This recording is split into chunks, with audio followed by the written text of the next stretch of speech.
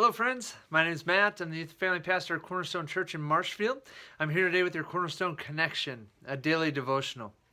So again, this past Wednesday night, we continued our series for the students called More Than Enough, Stories of God's Grace. And so we're watching as Jesus encounters these different individuals. Many of them are social outcasts, down and outs, people in society would look at them and go, they're the sinners in society. These are the type of people that while society stiff-armed them, the Son of God drew near to them. And he encountered them, he interacted with them, and he changed their life. And when you first read the stories, you go, oh, well, yeah, he changed their lives because he healed them. They were blind, now they can see. They were paralyzed, now they can walk. And you go, oh, of course he changed their life. But what's awesome about Jesus is when he'd have these encounters with people, he didn't just leave it at that surface level. He didn't just leave it at the bodily level or physical level. He wasn't interested in just making our circumstances better or making our life easier or fixing our problems or our mistakes. What Jesus wants to do with each and every person back in his time and also today is he wants to do the inner working. He wants us to not just have a better life here on earth, but he wants us to have an eternal life with him. And so anyway, the other night, we got to Mark chapter 5, and this is just an incredible story because Jesus has just gotten done doing a crazy miracle in healing a demon-possessed man. He gets in a boat, he goes to the other side of the lake, and all of a sudden, this really important person, Jairus, he's a synagogue ruler, he runs up to Jesus and says, Jesus, I have a problem, and the problem is this, my daughter is about to die, and I need you to come. I'm believing in you, Jesus. I need you to come, place your hands on her so that she can be made well.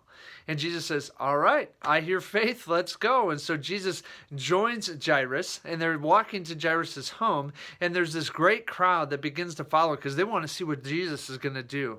And then all of a sudden, we get this encounter within an encounter. We get another story within this bigger story with Jairus. And it says that there's a woman, okay? And we pick this up in Mark chapter 5, verse 23. It says, a large crowd followed and they pressed around him. And then it says, verse 25, and a woman was there who had been subject to bleeding for 12 years. She had suffered a great deal under the care of many doctors and had spent all she had.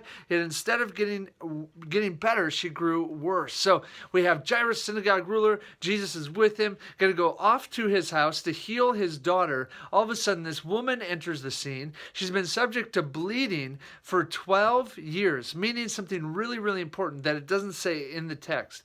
If you go back to Leviticus 15, what you would find out is that this woman was not just bleeding for 15 years, but she would have been labeled unclean in her society, meaning that she was ceremonially unclean, separated in worship in the temple, but she was also socially unclean. So anyone she would touch while being unclean or anything she touched would then automatically become unclean. And so she's in this crowd. She's gone to any doctor that anybody could go to. She's spent all of her money. She's absolutely desperate. She's absolutely hopeless. But she's heard about this Jesus. And that's where we pick it up in verse 27. It said, when she heard about Jesus, she came up behind him in the crowd and she touched his cloak because she thought, if I just touch his clothes, I will be healed. Well, immediately her bleeding stopped and she felt in her body that she was freed from her suffering. So this amazing thing happens. You see, the woman had heard about Jesus, and she knew that she was absolutely desperate and hopeless. She heard he could heal people. She's heard all these reports. And before she ever approaches him and touches him, what she does is she has faith. And she believes. For she says, if I just touch his clothes, I know I will be healed. Why? Because she was believing in him.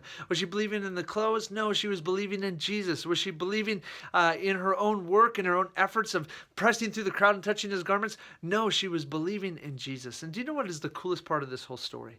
It's not that she was cleansed and that she was made clean and would no longer be ceremonially or socially unclean and she'd go from unclean to clean. But what is amazing is I love verse 34. Verse 34, after Jesus finds her, it says, verse 34, as she comes fearfully and trembling at his feet, when he wants to know who touched him, he says to her this. He says this, verse 34, he says, daughter, your faith has made you well. Go in peace. Go in peace, and be freed from your suffering. I love that, friends.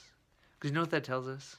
Jesus did more that day than just heal this woman physically. He healed her spiritually. Her label has totally changed from being unclean societal outcast to being daughter of the King of Heaven. Why? Because that day, in that moment, she put her faith in Jesus, and her life would never be the same. That's the power of God, friends. I hope that encourages you today and gives you great hope in God and in His Son, Jesus Christ. Have a great day. We'll see you next time on the Cornerstone Connection.